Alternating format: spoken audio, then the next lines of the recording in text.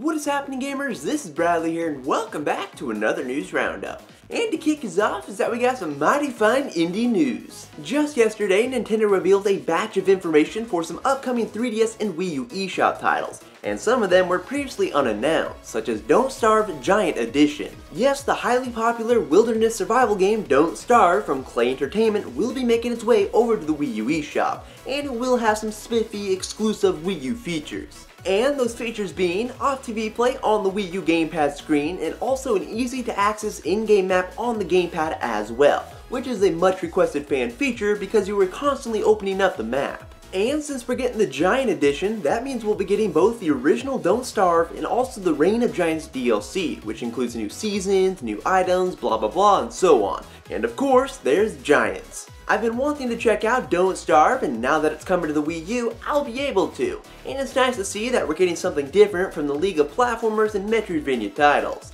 And Don't Starve Giant Edition is slated to release on the Wii U eShop this spring. And as for the price, we don't exactly know yet, but I'm going to assume it's going to be around 15 to 20 bucks. Another game that was recently announced to be getting ported over to the Wii U is the atmospheric puzzle platformer known as Never Alone. In Never Alone, you'll be exploring the harsh and vibrant world of Alaska through the traditional stories of the Inupiat people of the Arctic, and I might have butchered that name, so excuse me. Plus, the Wii U version will support off-TV play just like Don't Starve and myriads of other Wii U games out there, and the gamepad screen will also feature details about the history, lives, and culture of the Inupiat people, so you can get to know these peeps. Plus it has a cute wolf. But if Never Alone is something you're interested in playing, if you haven't already played it on another platform like Steam, well, the Wii U version will be releasing this June. And get that jacket ready, because it's going to be a chilly one. Another popular game coming to the Wii U eShop is Octodad Dadliest Catch. Yes, the game where you get to play as a dapper octopus masquerading as a human that gets married and has children somehow is coming to the Wii U. The game is a little ways though. It's not going to be coming to the Wii U until the summer. I have played a demo for Octodad at Target, and it is interesting. You have to control individual tentacles to move Octodad and grab things, so it's a unique control scheme. In other Wii U eShop news, Curve Digital has announced that they're partnering up with Ludoland to bring the puzzle platformer Four-Sided Fantasy to all major gaming consoles in early 2016.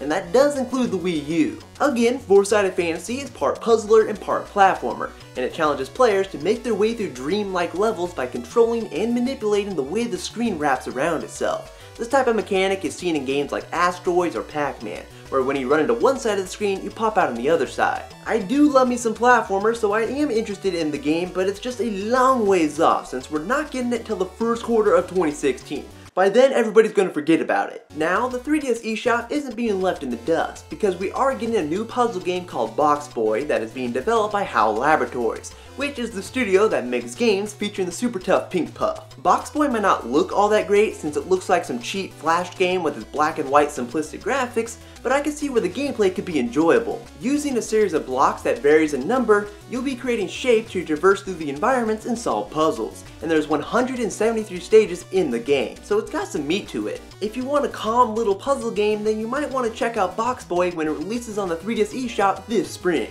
And as for the final piece of Nintendo Indie news today, we have some release dates. The Wii U eShop exclusive Affordable Space Adventures will be releasing on April 9th, WayForward will be releasing Shantae Risky's Revenge Director's Cut on the 3DS and Wii U eShop in the third quarter of 2015, and SteamWorld Heist will be coming to the 3DS and Wii U in August. If you want to see a more extensive list of release dates for many more upcoming 3DS and Wii U eShop titles, there will be a link in the description below. And some interesting Amiibo news is that it looks like we might be getting an Amiibo for the upcoming Wii U game Splatoon. Yes, the South African retailer Raru has 3 listings up on their website that revolve around Splatoon and Amiibo. One of them is an Amiibo for a Splatoon boy, another one is an Amiibo for a Splatoon girl, and the third one is a bundle that includes Splatoon and an Amiibo. What makes this so interesting is because as far as I can recall, this is the first we've heard of there being Amiibo support in Splatoon. And beyond that, this is the first we've heard of there being Splatoon specific Amiibo. Of course, the listings on Raru, which are actually available for pre-order,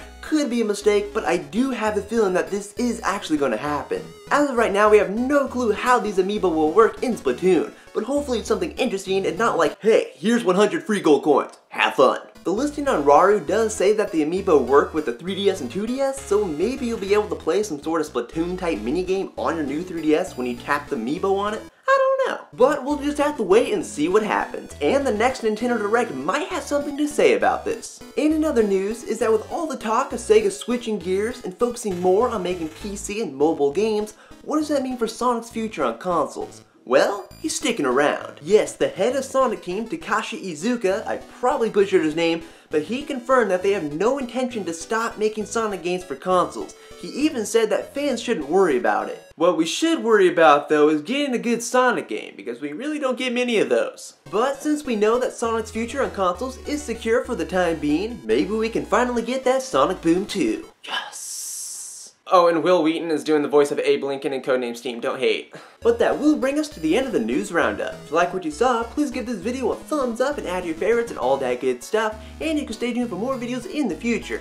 The 48th episode of That's On Meverse will be going up this Saturday, so you can stay tuned for that, but I will talk to you later in the next video guys, bye!